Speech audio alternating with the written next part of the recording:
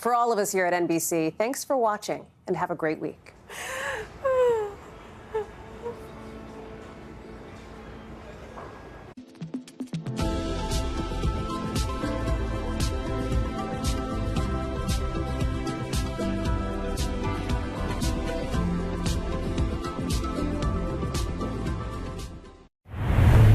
KUAM TV8, first on Guam.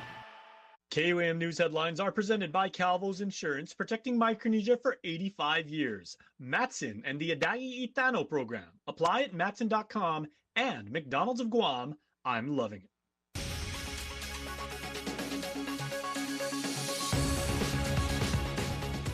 Ahead on KUAM News Primetime.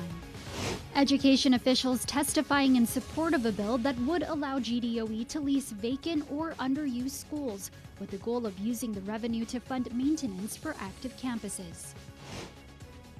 A mixed bag of support in opposition Bill 11 to reduce the BPT has its public hearing today. I'm Nevaeh Anderson with the details coming up. GVB's I Love Village signs coming under scrutiny as village mayors push for better tourism projects outside of Tumon Bay. I'm Mitsuki Hirayama with the story coming up. Hafa and good evening. Welcome to KUAM News Primetime. I'm Destiny Cruz-Langus. Thank you so much for starting your week off with us. Well, how can idle or underused public schools be turned into revenue to support the maintenance of active campuses? Lawmakers discussing a bill that aims to do just that, drawing support from education officials at a recent public hearing. It's a straightforward measure in intent, but one with far-reaching potential to support the Guam Department of Education. Senator Joe San Agustin introducing Bill 70, which aims to allow GDOE to execute long-term leases for underutilized or vacant school properties. The funds generated could then be used to maintain schools that are still active in use. Even though you do have a law that authorizes you to rent your unoccupied schools, until the bill, if the bill is signed, and I hope it does get passed, you can start renting it today and then be prepared to do the lease. And once it's passed, then you can foresee the funding will come into your lap.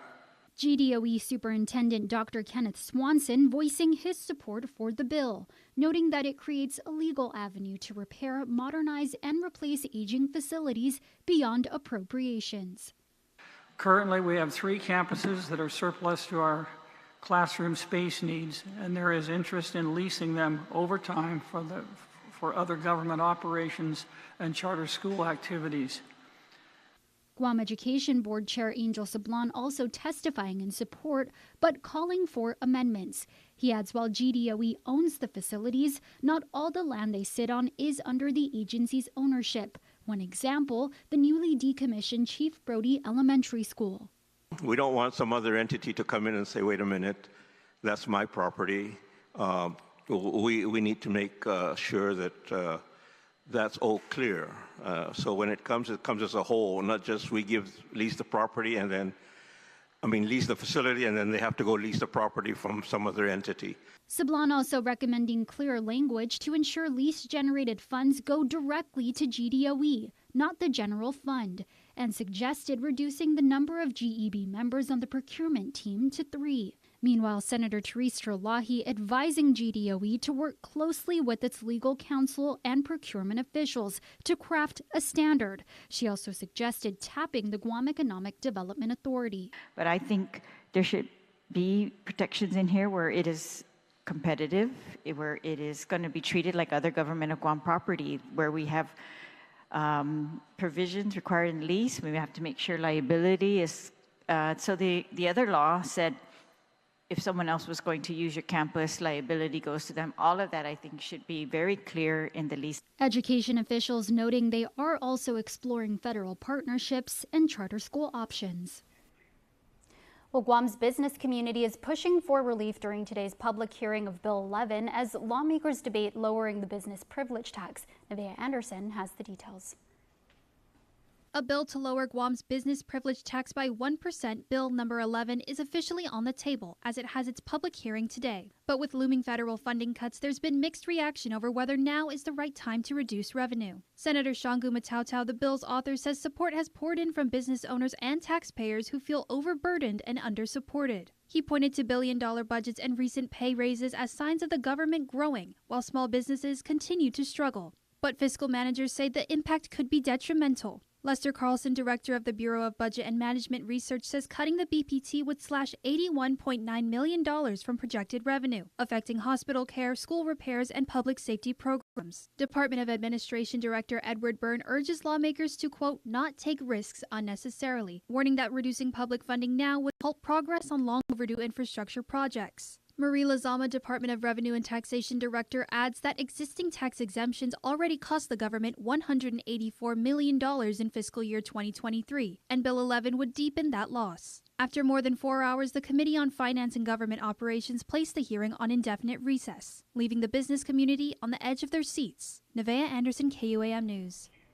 And with the legislature experiencing technical difficulties with uploading part 1 of today's hearing, Nevaeh will be back with more from Bill 11's public hearing tomorrow on Primetime. In other news, extraordinary images out of Los Angeles tonight. Hundreds of National Guard troops now on the ground deployed by President Trump, even though state leaders say they didn't ask for them and don't want them there. Tonight, protesters and law enforcement officials squaring off after days of raids, riots, and demonstrations. And a rare move by President Trump, mobilizing 2,000 California National Guard troops against the will of the state's governor. Overnight, another major flashpoint in front of the federal detention center where undocumented immigrants captured by ICE are being held. In nearby Compton, chaos. Protests there dissolving into lawlessness, demonstrators upending roadblocks, setting off fireworks, while a small group of looters broke into a gas station. These protests followed a day of skirmishes between authorities and protesters outside of a Home Depot. Law enforcement firing tear gas and non-lethal rounds into several crowds. I couldn't see who was shooting, but they were trying to aim right at me, which is like it's very scary. Sheriff Robert Luna saying his deputies only acted as peacekeepers and didn't assist with any federal action. We will protect your right to peacefully protest, but we cannot and will not tolerate violence or destruction of property. Today, Governor Gavin Newsom accused President Trump of attempting to manufacture a crisis by mobilizing the National Guard, adding he's hoping for chaos so he can justify more crackdowns, more fear, more control. Trump's border czar, Tom Homan, defended the move to NBC's Jacob Soboroff and says about 150 undocumented immigrants have been detained in the last few days. But not just to protect the law enforcement, to protect the general public. If Democratic leaders want to turn their back on public safety, they can. Tonight, tensions reaching a boiling point as more troops hit the ground. A man convicted of sexually assaulting a teenage girl has been sentenced to 8 years in prison. Clayton John Pareto appeared in the Superior Court of Guam Friday morning. The 32-year-old was sentenced on 2 counts of third-degree criminal sexual conduct. According to court documents, the 14-year-old victim said she was asleep when Pareto began pulling off her clothes. She tried to fight him off, but he overpowered her. Pareto was initially charged with first-degree felonies and faced life in prison, but prosecutors say those charges were dropped due to a legal technicality because Pareto and the victim lived in separate units of the same duplex. The case didn't meet the legal definition of household members. Despite an apology from Pareto and character testimony from his girlfriend, Judge John Terlahi imposed the maximum sentence, 8 years with both terms to run concurrently. New details have emerged in the arrest of Kevin Ventura Galvez, the 29-year-old linked to multiple bomb threats across Guam, including the governor's complex, supermarkets, and hostels over the course of 2 days. Hotels, rather, to make that correction. According to the magistrate complaint, Galvez admitted to making the threats while intoxicated, claiming he didn't realize the seriousness of his actions. He told police the calls were made as a prank, and in a written statement said he and a friend didn't mean to do it and are sorry to Guam. The threats triggered lockdowns, evacuations, and panic, disrupting businesses, workers, and first responders across the island. Detectives and task force agents tracked a blocked number to Galvez, who was used in the threats. He now faces serious charges, including 8 counts of terroristic conduct as a felony, 8 counts of false alarm, 8 counts of making a false report, 1 count of obstructing government functions, plus special allegation, a crime against the community. The Attorney General's office is calling on the public to help identify the friend Galvez says was involved. AG Moylan adds it will be much better for that person to come forward now than found through the ongoing investigation. If convicted, Galvez faces up to 42 years in prison. Well, a decade ago, love won in a courtroom on Guam, and history was made. As we mark 10 years since marriage equality became a reality on the island, we honor a legacy born not just of legal action, but of courage, community, and the unshakable belief that love is love. Jonah Ginchar takes a look back. 10 years ago, history echoed through the halls of justice right here on Guam. On June 5, 2015, love triumphed in the District Court of Guam as Loretta Pangilinan and Kathleen Aguero won their fight for marriage equality, a moment that broke barriers and opened hearts across the island. I want to thank everybody, but I just want to thank my family, her family, our whole entire family, our friends, for coming and supporting us. We couldn't have done any of this without you guys. Their courage and the tireless work of advocates and attorneys brought change not just to policy, but to people's lives, striking down outdated laws and opening the door for countless couples to say I do. Attorney Todd Thompson. We're happy to say that today, the last jurisdiction in the Ninth Circuit where this had been an issue has now been resolved, and Guam can hold its head high. And on June 9th, 2015, for the first time, the Department of Public Health and Social Services began accepting marriage applications from same-sex couples. Today, a decade later, we celebrate this milestone not just as a legal victory, but as a reminder that love, dignity, and equality must always lead the way. As Pride Month lights up the island, we honor those who stood up, spoke out, and paved the way, making Guam not just a place of tradition, but one of progress, compassion, and pride. 10 years of marriage equality, a lifetime of love, justice, and pride.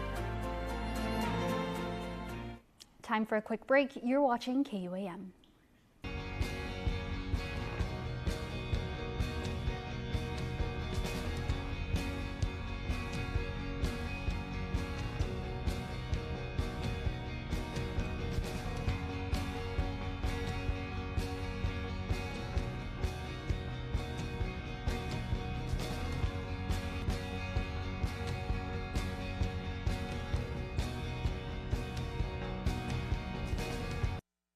Being stationed on Guam, there is much to do on the beautiful island.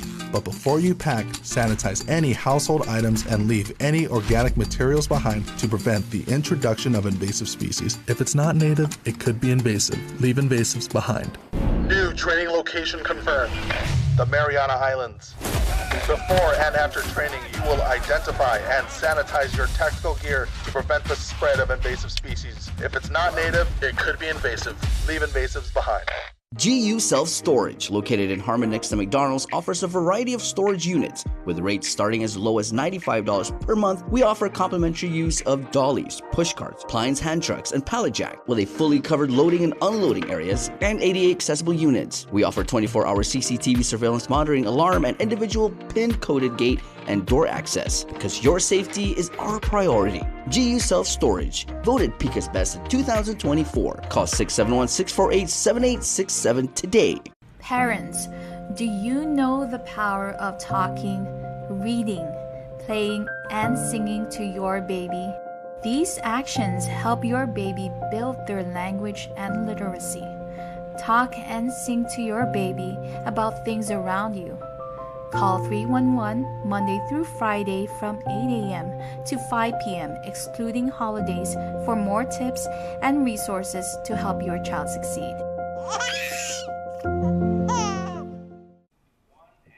Welcome back to Primetime. As the Guam Visitors Bureau reevaluates their tourism-related projects facing wear and tear, village mayors are calling for more support in their communities, saying they play a vital role in tourism recovery efforts. As Mitsuki Hirayama reports, one project under scrutiny is the I Love Village signs. The I Love Village signs are starting to rust, and the Guam Visitors Bureau is considering cutting their losses less than 2 years after signing off on the $400,000 contract. It's just one of many tourism-related projects GVB is reassessing as they look to scale down some while promoting others. This according to GVB Board Director and Sinahanya Mayor Robert Hoffman. All the previous projects are also being looked at, all the previous sites, wear and tear, disaster, damages to it, just regular environmental issues like the spalling in Merleso Pier. Hoffman, also vice mayor of the Mayor's Council of Guam, giving the update during a recent council meeting. Everybody wants tourists, but some sites we can really promote. Some sites are very dangerous, like the lookout in Talafofo when you're just making that turn. It falls straight down, and there's some railing there, and there's some areas there. I would boulder that up and close that up immediately. MCOG President and PD Mayor Jesse Alec scrutinizing the lack of maintenance of the village signs. That's the government, right? We're very good about building things, but not maintaining it. And so when you talk about the I Love Guam signs, I mean, it was put up, but who's maintaining it? As reported, GVB said the signs are an instant marketing tool meant to encourage visitors to explore beyond Tumon Bay and to instill village pride. But Ale questions the value they bring to the villages. And I'm not saying it wasn't a good thing. I'm asking, how does it generate income for that village? And how does it generate value? How does it become a source of something worthy of visiting Piti or Inalahan? Instead, he points to the success of GVB's One Village, One Attraction project that highlighted the unique offerings of each municipality. More visitors wanted cultural activities. So again, focusing on the villages and what we have to offer brings out those cultural activities and events. But this ARPA-funded initiative ended after the funds dried up. Meantime, Inalahan Mayor Anthony Chargaloff asks Hoffman to advocate for the villages before the GVB board. We play a very vital role in the recovery of tourism, and if we're not being given any funds to kind of help support that endeavor, then of course it becomes a failed project. Meantime, at least here in Dededo, this village sign still looks fairly new. We reached out to GVB for comments regarding the contract status and plans for maintenance. For now, I'm with Suki Hirayama for KUAM News reporting in Dededo. Thanks, Suki. Well, big changes are on the horizon for Guam's energy future, formerly known as the Guam 100. The newly rebranded Guam Energy Strategies Initiative is getting a bold course toward 100% renewable energy by 2045. Backed by the U.S. Department of the Interior and powered by a strong partnership between the Guam Power Authority, the National Renewable Energy Lab, and the Guam Energy Office, this group is digging deep into the data to find affordable, reliable energy solutions tailored for Guam. The goal, a clean energy roadmap that's community-informed and technically sound, tackling everything from power generation modeling to economic evaluations and public outreach. Officials say this isn't just about research, it's about action, aligning the right voices to make meaningful change. But despite uncertainties in federal funding, project leaders are pressing forward, focused on transparency and progress, laying down the groundwork for a sustainable, more resilient Guam. Now for a look at your world at home. Here's a view of Inalahan Pool.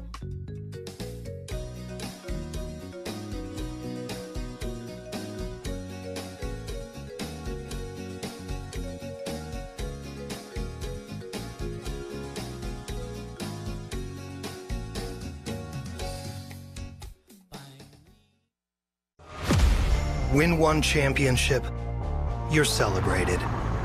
Win twice, they call you a hero. 3 times, they say words like legend and dynasty. 4, 5, 6 titles, they'll say enough is enough. But when you've won it all 7 times, what's left to say? The trophy speaks for itself. Introducing the full lineup of Ram trucks. Ram, 7-time winner of Motor Trend's Truck of the Year. Superspeed your life with Docomo Pacific Fiber Internet.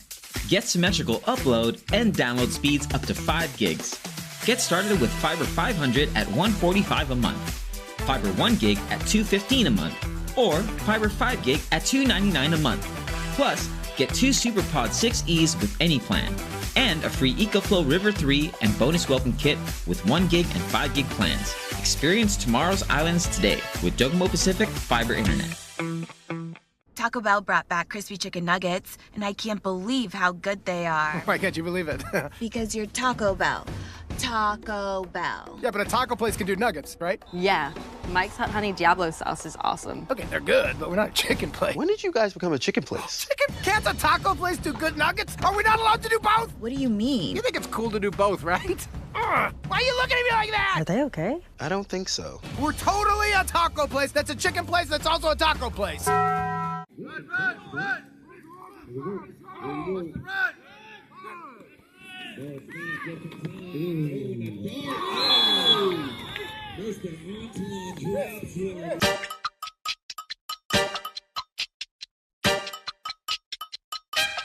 Wesley kicks out. Simon, big three.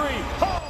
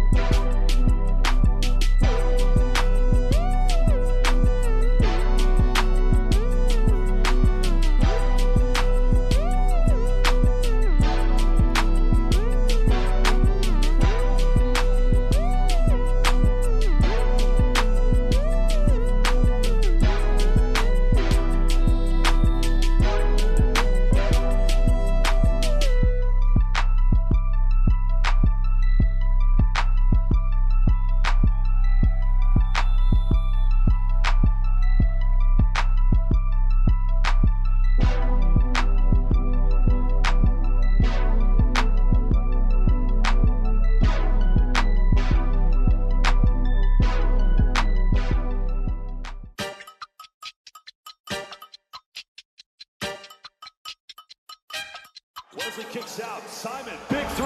Oh, baby!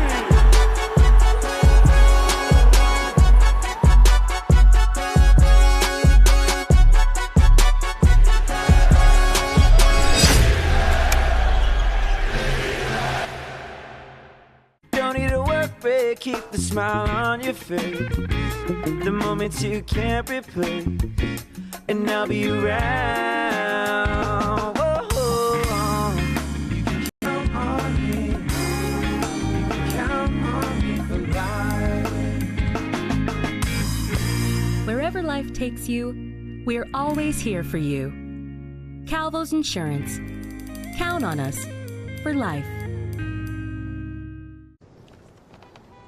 Can somebody please help me judge this chicken? Juicy, seasoned. Wow. Yeah, that's the hair. Now, who you think made this? I don't know who cooked it, but they know how to cook. Boom! Oh, McDonald! Yes! Are you serious? You don't like Mickey D's? Okay. Guess what? I got something special for y'all. Double dip! Cause that nods mean people who love McCrispy strips. How you feeling now? Yeah. Caught in 4K. McCrispy strips, man, from Mickey D's. They here for it. Bye. Bye.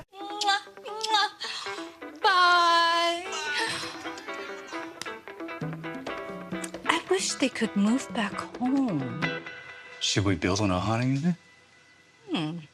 Yes. Yes! First Hawaiian Bank knows that family comes first. That's why our bankers work with you to make your what-ifs a reality. Personalized service and digital tools, all under one roof when you bank on the best. First Hawaiian Bank. It all starts with yes.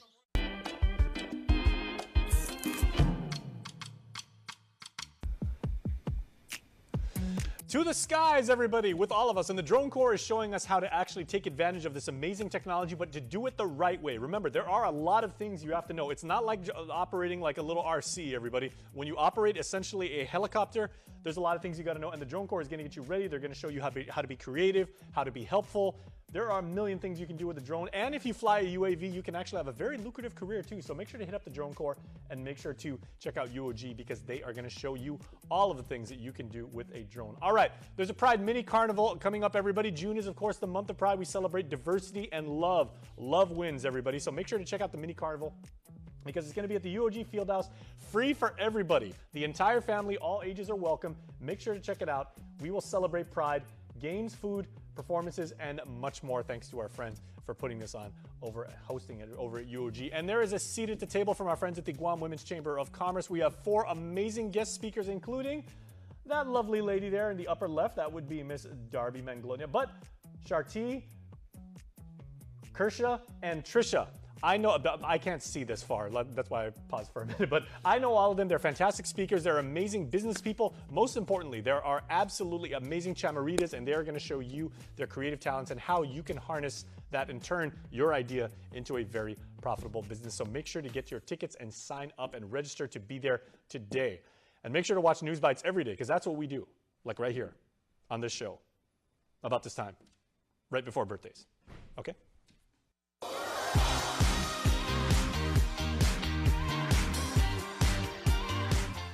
Happy birthday to brother Odin Minjola. Thank you for all you do for my kids. Love you always is your shout out. Odin, we hope you have an absolutely fantastic day.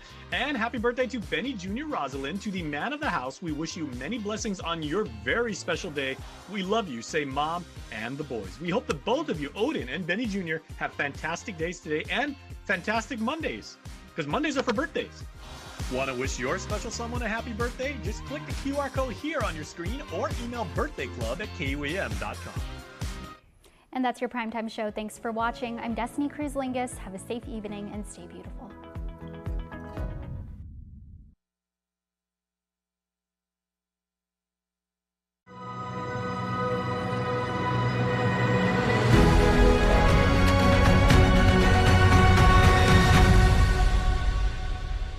All right. So many things going on with veterans. It is what? It's June now? Yes. June. What's today? The 2nd? June, yeah. Yes. So we had May, right? Our last podcast, it was Mental Health Awareness Month. We had Ray Shinahara on. That's right. And we talked about, resources for veterans. Uh-huh. And then I just came back from a 2-week I want to call sabbatical? it Sure, we can call it that. No, so we will talk about it on the radio show. But we'll just touch on it at least, right? Yes. So it's called Home Base. That's correct. So it's a partnership between Boston Red Sox and Massachusetts General Hospital. Yes. And also part of it is Wounded Warrior. So one of the main ones is not Wounded Warrior. Right. So only some of their program is, but not the main one. So but they are involved, right? They are involved, yes. Okay, very good. So I mean, to be there during the month of May, that was great. It was. Oh wow! It was something that was told to us by another veteran that we had on our show. Yes. And he said you should register for it. So I did, and it took months to not get a response, but months to go through the process because there's an interview process. There's multiple phone calls. There's a lot of back and forth. One, they need to make sure, you're a veteran that, needs this program. Right. And it was 2 weeks, all expenses paid for. So, like I said, we'll touch on this on air. All right. And I think, some of the things to talk about that is it was through our collaboration with Michael G., mm-hmm. right? He was an active duty veteran, mm-hmm. right? He came to one of our boot camps. He's also a volunteer for Red Cross, right? But it was through him, he hinted to us, hey, I'm going to this program. He went to the program, came back, and we talked about it on the radio. Mm-hmm. And you also took advantage of it. And then, you went through and you're done. And I guess we'll get into more detail when they tune in over at the radio station, right? Yes. But by the time this airs, we would have already talked about it. Yes. So, Okay. so I guess it's just a reminder, go back to, what's today? June 2nd. Go back to June 2nd and, rewatch it. Yeah. And, we'll be pushing it out more. Yeah. And it's absolutely free. All expenses paid, the flight, the food, everything is free. And at first I thought it would be, more like a fact-finding mission to share it to those here on Guam that can apply and are qualified to attend. But it became more than that as I was there. I was going through the program and I said, oh, wow, I think I need this. This, I needed it. It's good. Yeah, there's no spouses. They don't pay for spouses to go with you, no family. However, because it's in the U.S., some of the veterans did fly their spouses there. And of course, they could stay in the room with them because, the lodging was included as well. And that's one of the challenges, right, is for our distance away from a lot of things. This is important, and it's really good that we got this from, this active duty guy who was able to take care of it, Mr. Michael G., right? I know you told me to send him a picture, but man, it was a lot of mandatory, this, mandatory that, mandatory fun. So as much as I wanted to send a picture to him and say, hey, Michael, I made it into the program, there was just so much work. And this is also something that, really shows how effective it is when, we as veterans get together and we talk to each other, right? And we really look at programs that exist and how they help our veterans. And, we've been doing this going on 5 years now, right? And we started with Dr. Akoma, right? And when we did that, we talked about how do we get our veterans to get, regular medical care through Dr. Akoma, through the CBOC and all the other places out here. American Medical Center is also a vendor of the Department of Veterans Affairs, right? So veterans are able to go there. FHP is another vendor. So there's many different places that our veterans can go to. And we just did a show on our on the radio, right? And our veterans benefits on the radio, right? So the deputy director, Cooper Nurse, at Guam Behavioral Health. Okay. So yeah, he's the deputy director. Really nice guy. Very what do you call it? I can't describe all the words, but when he came there and he was talking to us about the things, he's very knowledgeable, and the programs that exist over there are programs that we need to take advantage of. There's different mindsets, but the programs exist over there and they're 24/7. So what does that mean? That means that any veteran at any time who's in crisis can get a hold or make their way over to the Guam Behavioral Health, and they take VA. So there's a way for them to go there. And because they're the government, if there's a need for, there's a term they used, but it's tiered payment for the services, they find ways to do that. So, and that's by virtue of them being the government, right? The government has to try to take care of the people. So if folks are having a difficult time with the financial means to get services, we want them to get services. So, and we've done quite a bit of that as HMI. We loaded up Dr. Andrea Leidheiser. We loaded up Dr. Root. We loaded up Colonel Urbano, who just recently started seeing us. Oh, and McClure. And McClure as well. So on top of every other means to try to get mental health, right? We're talking today with Ray Shinohara and programs that we're creating to take care of our veterans. So these are just a few things on top of things we're already doing to help our veterans.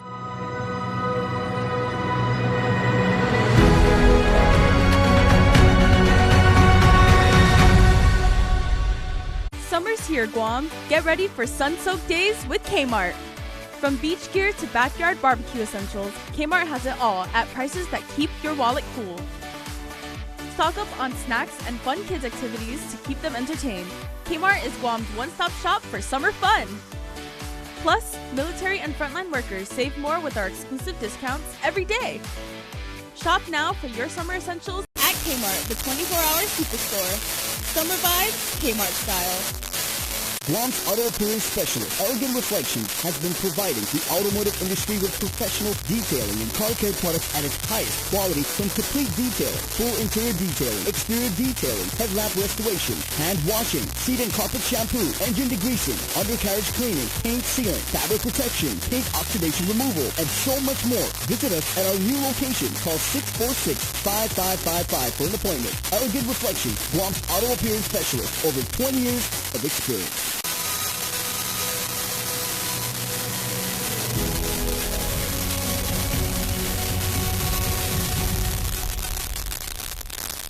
You come in Calvo? Yes. Calvo. Yes. Oh, that was crowded. Like every night. Oh, yes. It was really standing crowded. room. As a matter of fact, we had to go get more chairs and tables. And I feel like Aston is going to be the same. So Aston is June 10, 11, 12. That's correct. At the Aston Mayor's office. Yeah, to register, you can call 671-682-7631. Yeah, Mayor Salas in Aston, he's a veteran. Mayor Tidegui in Telepopo, he's a veteran as well. So both of these individuals have already filed their claims. So that's the good thing about, seeing these types of things and understanding and knowing that, hey, you got to do the things that are going to help our veterans. And that comes down to filing your claims, number one, right? Because this is the foundation of where all the programs and all the funding and things that we need are going to come from, right? File your claim, number one. Number two, go register up at CBOT. So those things would help with our numbers.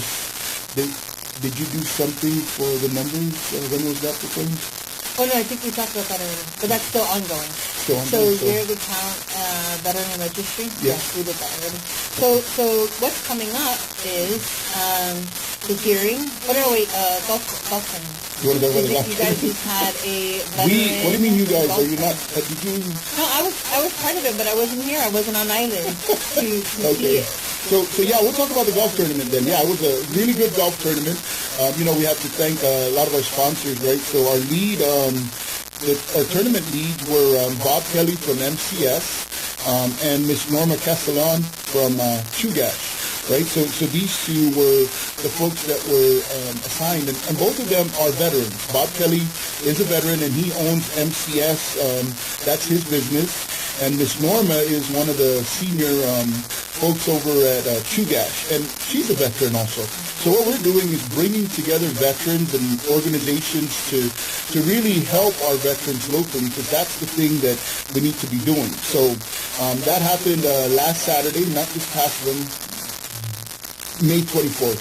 Yeah. Okay. And what's important about the golf tournament is it helps to fund the veteran functions that we do. And as a nonprofit, right, you're allowed to go out and make money and ask for donations, right? And that's what keeps the programs alive. So if you're listening out there, right, and you would love to give money to help our veterans, because right now we haven't found a sustainable funding source for all our veterans. Feel free to give us a call, 671-682-7631, or reach out to us at our email, right, veterans.hmiguam@gmail.com. And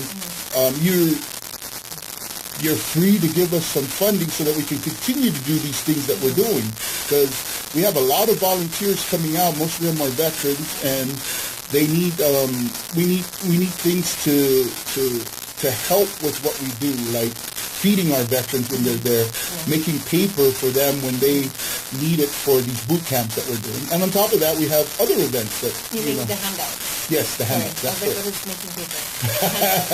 Making copies of the forms, right? Yeah, so we actually give them the form, the up-to-date form. Right.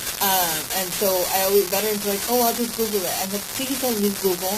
Do not use Google to get any of the forms for the VA, because the VA will just say, sorry, this is the wrong form. So you have to go through va.gov to get the most current, because the forms can change any day.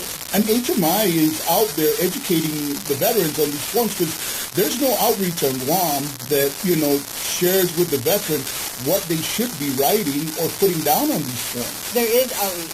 Hawaii comes once a quarter. Okay. But they'll give them the form, and they'll tell them, take this to your DSO. Right. And I think, right, God bless our VSOs, and, it would be nice if we had more of them, and, the VA could just, magically put down as many of them that do the same thing that HMI does and have them helping our veterans, but that's not been the case. And many of our veterans are out there and they don't get the help that they're looking for. And maybe it's not because our VSOs don't want to do it. It's maybe they don't have the time to do it. Maybe they're not getting paid. Maybe the Tejan office is far too busy to do that. The same with our Aston office. And we can't fault them for that. If they're getting paid and they're doing what their supervisors are telling them to do, and that requires them to be away from the veterans, then we have to find ways to get our veterans what they need.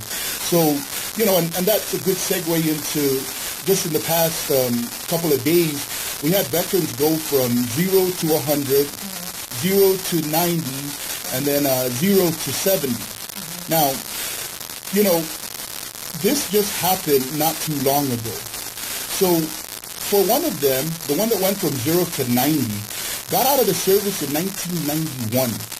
So, I've often tried to make them feel bad about how much money they lost, and I know you've made some concern about that, and they feel bad about it. But the reason I do that is I want them to know HMI has only been around for 5 years now, going on 5 years. Now, when we talk about that, that means that for the times before that, right, in 2020 and beyond, right, they hadn't been getting what they're getting today. And I'll share with you why it's important. This person that got 0 to 90, we did very little but to help them know what it is to file a VA claim. We did that through our boot camp, right? And then we had them file their claim. And by doing that, they turned it in and went 0 to 90. When you do the back pay of today's dollars, this person lost out on $800,000. Yes, $800,000 that had these programs that are existing before HMI been doing the things that needed to be done, then maybe this person should have got that money. And that's money that would have been coming into our island. And when you think about that, right, there are so many things that, we probably have been missing out on. More importantly, our veterans. That veteran, what do you think they could have done with $800,000? Buy a house. Houses. Pay bills. Pay bills, send their kids. For that matter, imagine their well-being and livelihood, right, of them and their children. Imagine that money getting into our economy. If we would have done this back then, maybe we probably would have had our VA hospital here because they would have seen and recognized these people rather than them not being cared for or being recognized by the existing people back in those days. And as I've often said, today more than ever is the best time to be a veteran. Did you want to finish saying thank you to all the golf people before you keep going in?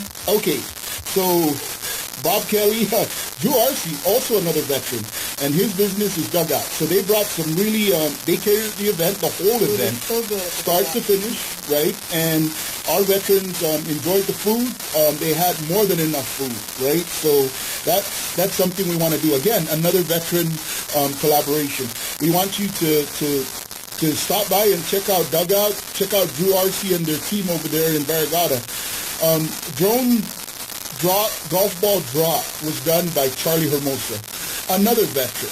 Again, right, we're bringing all our veterans together, and we want them to continue to do this. The more we come together, the more we're able to take care of each other.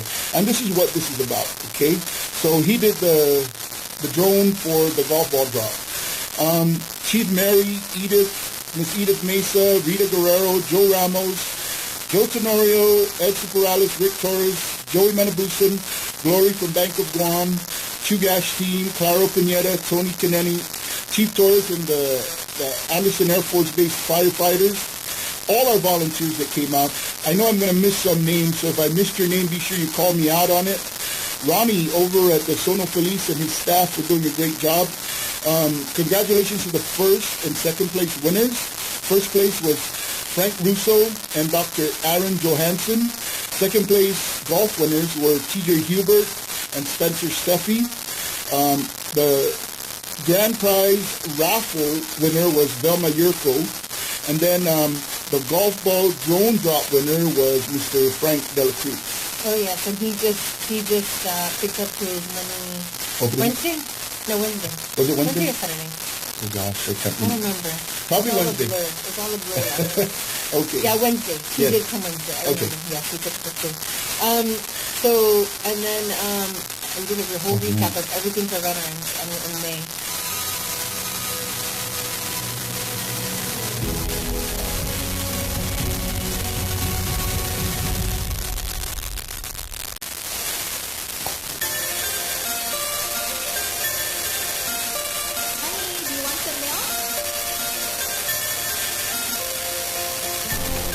Do you ever wonder how your favorite products make their way into your local stores?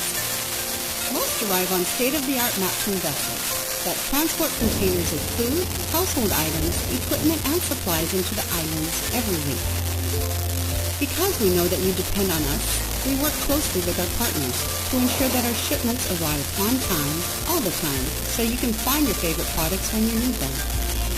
We transport the region's most precious cargo that supports successful businesses and promotes a better quality of life for our families.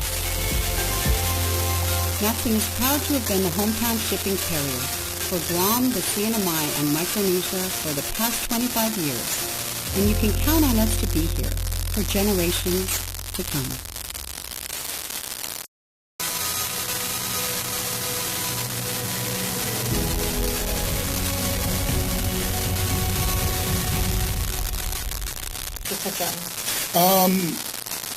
Well, I think we still got some time, but we'll let you talk about. Let's talk about this one.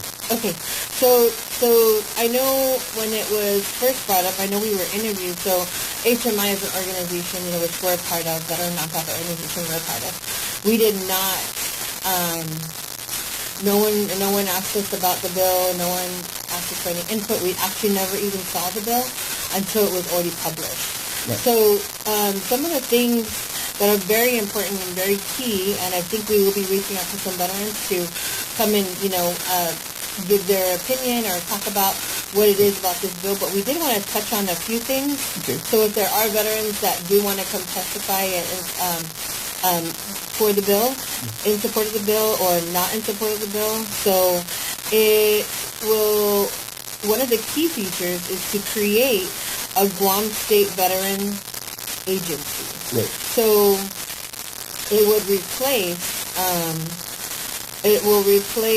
the single centralized agency, which is GDOE. And then it would also ask for an election.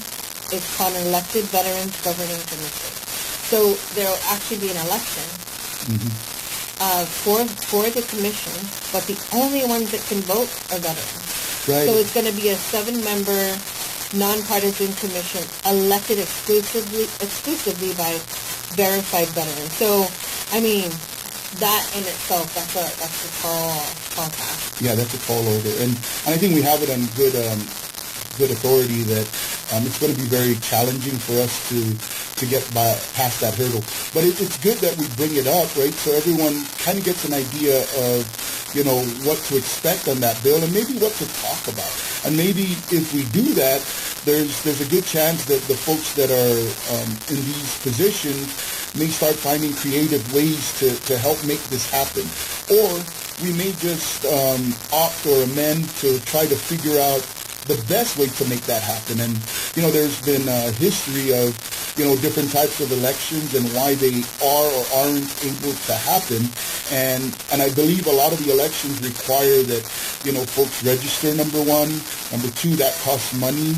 Number three, when we do these types of things, right, it seems like we're segregating everybody else, right? And just the veterans are doing this vote. However, you got to consider that sometimes the veteran's not there. And what about the family members, right? What about the spouses? What about the children, right? Some of this might affect them, and there's a potential for them to want to be involved in supporting or voting or casting a vote as well.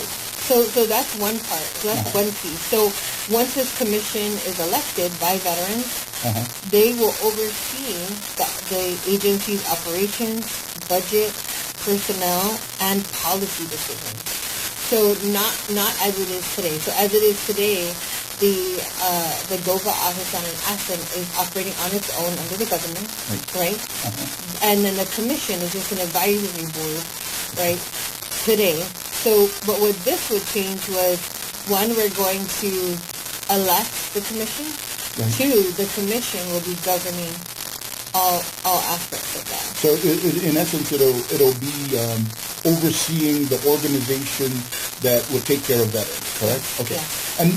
And you know, for all the things that sound really good about the bill, right, there are some things in there that really need to be, you know, hashed out before it actually gets through. And I think the dates to get this done appear to be a bit ambitious, and that's fine, right? I mean, I guess that's the way for them to say, hey, this has been a long time coming.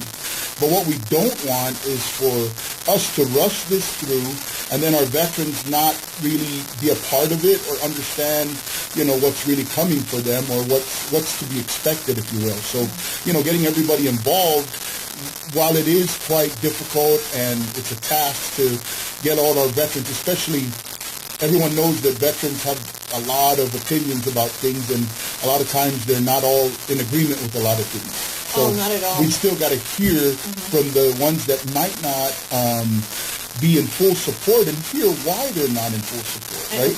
Yes. So there's a few other things, so we're not done yet. This bill is about 60 pages plus long. Yes. And so even though, like what you said, rushing it, I don't think enough veterans know what this bill is about. So that's why we should be talking about it, since it will be aired June 9th, and the hearing is June 12th. So this is aired right after the news, so hopefully enough veterans watch this, and veteran families will want to take charge and say, hey, what is this bill really about, and come out and be a part of it.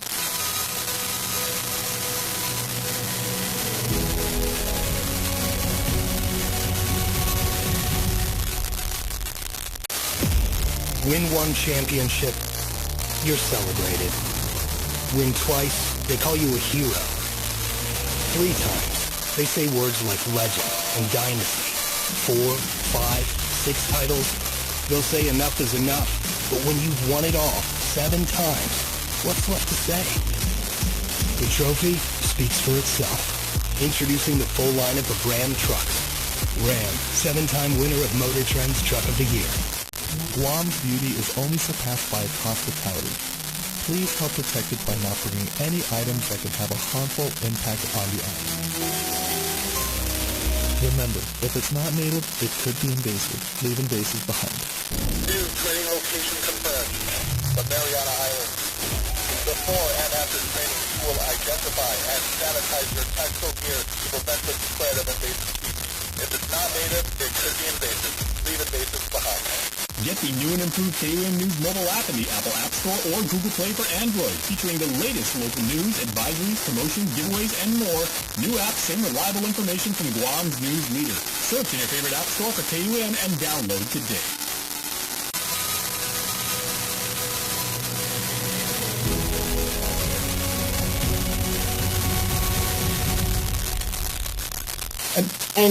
And we've also done some things. We've taken the liberty of sending this out to all the different chat groups that we have.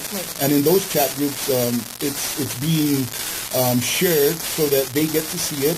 And it's also being summarized so that if they can't read the whole 60 pages, they can at least get a summary. And then from there, right, they have some idea, right? And then this will be something for them to see, and then we'll do it again on the radio show. One other thing is the tax that they're trying to use. I'm going to get to that. Okay, go ahead. So Veteran Service Provider Certification is one of them. So it creates a good standing certification system for organizations that serve veterans. So this didn't really go into detail, the summary, so maybe we might want to dig into that. So it enables investigation and enforcement of complaints via a formal complaint panel and appeal process. So I feel like this bill is really huge. So to put all these different pieces in there, I feel like it's just way too much. And people that don't deal with veterans every day won't understand this. And as a veteran, you're going to be questioning, well, what are you talking about? And then, go ahead. And then we had a task force meeting, and at that task force meeting, I think this was before before the bill came out, right? And Senator Tom Atta was there and was talking about his thoughts on how this bill might be best presented to the legislature because of his history of it and his history of understanding the commission and the laws that were passed. And he continues to try to let that be an educational point for our veterans so they get to understand it and see it, and hopefully the process gets to go through. So with that in mind, right, he said exactly what you were just saying, that, hey, break this down into pieces maybe. But I don't know that,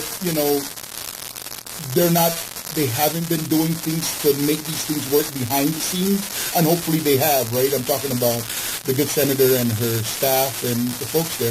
If they would have done these things already and it gets presented during the public hearing, we might hear about it, or things from the public hearing will let them maybe make some changes, if you will. So the next piece is funding. Yes. So how would you fund this? So it allows the commission, the elected commission, to propose real property tax assessments for voter approval. So I remember when we were interviewed the day after the bill came out, I said I wasn't for anything that would tax the people. And then it also enables the office to receive grants, donations, and engage in partnerships to fund services. Well, that already exists today. That exists today for the GOVA office. And expanded services, so it improves access to healthcare, mental health, which already exists today for the GOVA office as part of their mission. Education and tuition benefits, that's something that they should be in charge of or aware of as VSOs, because they would help veterans get access to that. And then education, and then employment support and job placement. Well, I mean, there's already, that's what the American Job Center does. They, here on Guam, they prioritize helping veterans. Is that where Virgie's working? Yes. Our Virgie, right? Yes. Okay, all right, very good. So they have things that are already in place, like you said. Right. Which is good. We probably need to improve on it, but we won't know unless we hear from our veterans and get a good understanding of what has been going on over there, and are our veterans truly getting what they need out of that. And if they need to improve it, this will be the time to get that law to really pay attention to that maybe. So let's just I'll just recap real fast. So some of the challenges and considerations are the taxing authority, the timeline, 90 to 180 days. That's pretty ambitious, very ambitious. Separate veteran-only election. I mean, the Guam Election Commission, we have already been told that it's going to cost $250,000 to do this. So that's a lot of money already that they don't have, right? And then reliance on voter-approved assessments and donations, so that might create a funding gap, right, for this whole bill. Right. And then other government agencies might oppose transfer of the authority. And then extensive rules and regulations could hinder any of this. So, I mean, it is great. I like that we're talking about it and we're having a conversation about veterans, but this bill is huge. And this is why our veterans need to stay informed, stay engaged. It's all the things that the HMI has been doing out there by reaching out to our veterans and telling them to pay attention, jump on the radio, listen to what we're talking about, come to the boot camps, come to the events. We had the summit earlier this year. That's one of the places where a lot of our agencies were pumping out information that our veterans can take advantage of. And that's going to be happening again in August. We're going to be out at UOG by request of the president out there, right? We're going to collaborate with them and put together that's not the summit, that's the symposium. Okay. So those are going to be things that are coming up that, again, is why we do the things we do and get our veterans to really stay engaged and be informed. So what we don't want as well for this bill is to have a problem with making the veterans feel like, hey, we're going to do something, and then we end up in the same place we've been for the past how many years. And that's